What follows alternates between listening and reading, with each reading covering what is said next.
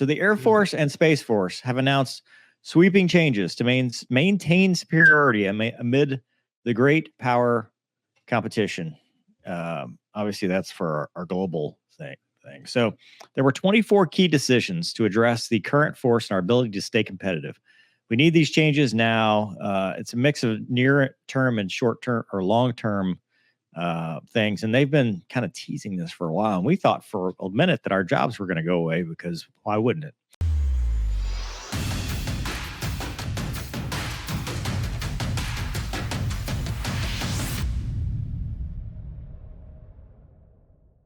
But apparently for now we're safe, and they're looking at developing people, generating readiness, projecting power, and develop integrated capabilities. And those include developing people. So they're going to change force development functions. There's a lot of words here, Gonky. Yeah. I don't understand any of them. Technical tracks for officers and create technical tracks for enlisted. That tells me maybe, because there was another article that talked about the warrant officer program, bringing that back to the Air Force. Maybe a fly-only track comes back to where, promotion is based off of your flying and not on your master's degree or professional military education. But they want to change and transform how the Air Force Academy does business, Officer Training School does business, ROTC. So it's from the ground up. Then when they talk about generate readiness, Air Combat Command took the highlight.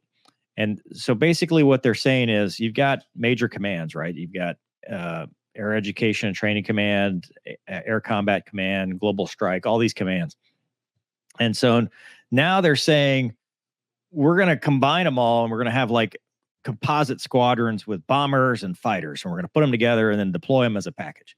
And then they're talking about large-scale exercises with more focused on activities. Then they talk about we're going to have limited no-notice operational readiness assessments and inspections, which we'll talk about that in a minute. Let's just get over the highlights, because that's one of the things I want to talk about. Restructure key processes related to the weapon systems and data and how they kind of work on things. And then they're like, okay, we're going to project power and units of action, deployable combat wings, in-place combat wings, combat generation wings, basically getting airmen to the battlefield in a more efficient manner and a better way to get them from, home station out, so that it's all one combined thing. And then they're going to develop capabilities. Scroll down, Doug, if you would, sir, or not. Lost our mouse there. Too much scrolling. So they're going to strengthen the support to nuclear forces, and then Air Force material. I can't read while it's moving. Establish an integrated development center and create Space Futures Command and validate the concepts and all that stuff. There's a whole litany of things, but some of it sounds okay. A lot of it just sounds like gibberish that I don't understand. But then they're talking about more inspections. And correct me if I'm wrong. I know the staff guys will look at me and be like, hey, it's the stupidest thing. You're not qualified to be in charge because you don't. I think inspections are a waste of time. I do. I think if you prepare for the mission, you are ready. And when you worry about inspections, that you worry about inspections. You spend all this time making things green and checking spreadsheets and doing all that stuff, versus if you are combat ready, you are focused on being combat ready. I mean, I see the need in some cases, but I just no notice and all that stuff. I get it, because then you're like, okay, hey, look, if you're always ready, and maybe that's what this shift is. Maybe the shift is more towards our inspections are geared more toward, are you ready to go to war versus is your spreadsheet green? Gonky?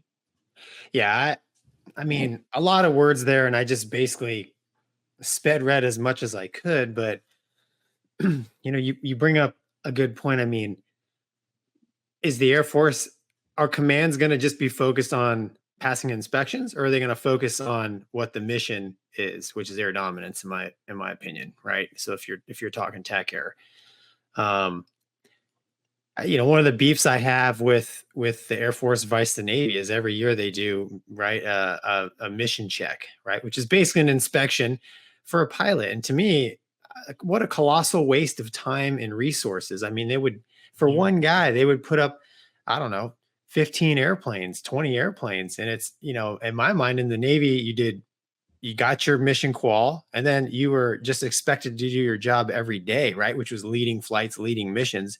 If there was ever a problem that, you know, manifested itself, you know, your command would address it. But I kind of see this going down the same path. And then I think you said there's like going to be no notice, like, you know, surprise, we're here. Can we see all your, you know, all your not that is morale crushing, in my opinion. And it's also every commander now is going to be like, okay, I don't want to lose my job. We have to be prepared to pass this inspection at all times. Yeah. Which is, the green boxes are going to drive the focus of the squadron, which is going to drive the focus of the overall organization, United States Air Force, which that should not be the focus of the United States Air Force. Just my opinion as a nobody going nowhere. Daniel, what do you think, man? You're the retiree. You can drop the hammer on this, although this is Air Force, so you probably already knew Well, things. the Army has Just the jump Army on did them. the same thing. Yeah, the Army, the way they, we were always training for the next inspection as opposed to training for combat for years. Then we had a commander come in that did exactly what Gonky was saying. We didn't know this as the pilots.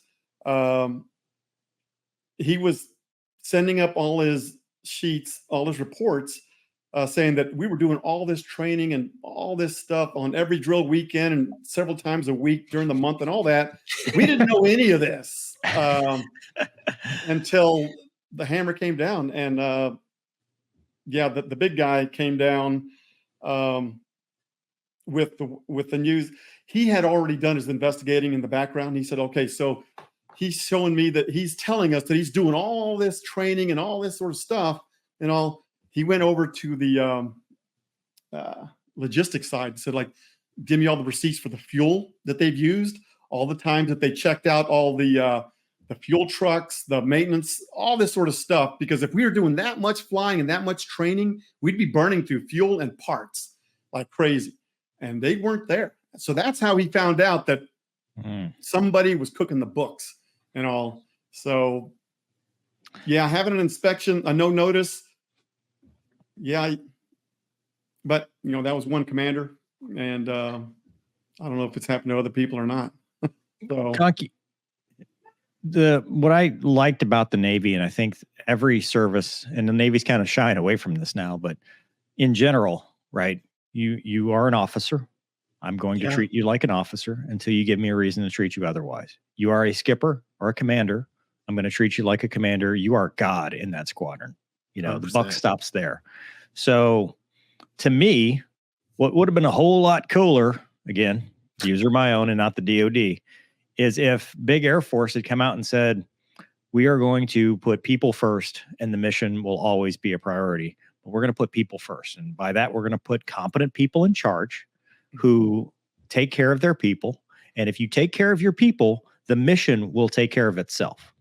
As soon as you start shying away from that and you start, well, we've got to get this spreadsheet, because spreadsheets are for staff nerds. They are not for operators. Operators care about getting bombs on target on time, getting people where they need to, dropping the troops out the back, whatever your mission is, that's what the operator cares about. And, the enemy does not care if every box was green if your bombs hit 30 seconds late and your mission was a failure. I mean, they just don't care, and it doesn't matter. And that's not how wars are won or fought, but I don't know.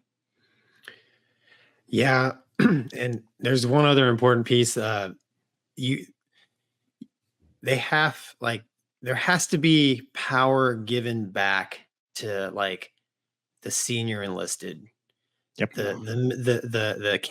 captains, the majors. Like, everything can't be a paper trail to the very top, and then the top figures out what happens, and then it trundles downhill. I mean, the whole idea of deal with it at the lowest level needs to come back. If there's a problem, I mean, even 10, 15 years ago when I was in the Navy, like, you'd read about a skipper getting relieved, and it's because you know, a 20-year-old seaman did something that he or she shouldn't have been doing, and it was command climate. Well, that's such a broad, reason. I mean, that covers all kinds of stuff. So, the joke was like, well, I never want to be a skipper. I don't want to be on the front page of Navy Times, because it's so easy to pass the buck, right? And if there's no, the way that stuff used to get handled, I always like one of my good friends, Big John. He passed away of cancer, but when he was like a petty officer, second class, they were at a bar in the Philippines, and him and his division officer, who was a pilot, got in an argument, and he just decked him, laid him out, just flat.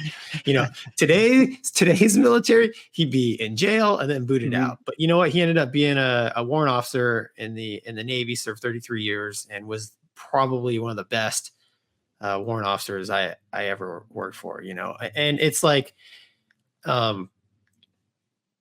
he was handled at the lowest level, and that's why he was able to continue his career. Because back then, that was in the 80s, they handled things at the lowest level. And that, even in the Navy, that has started to go away, which is very sad. In the Air Force, that doesn't seem to happen.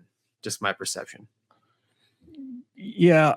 So there's a couple things to add to that. One, it's not just the inspections, it's all the other stuff they talked about too, or the restructuring and stuff. It's a word salad. Like, they could have at least come out and put this in the Queen's English and been like, here's what we're going to do. We're going to, it's when we just finished talking about retention, right? What is the trigger puller that is like, okay, airlines, or am I going to stay here in this?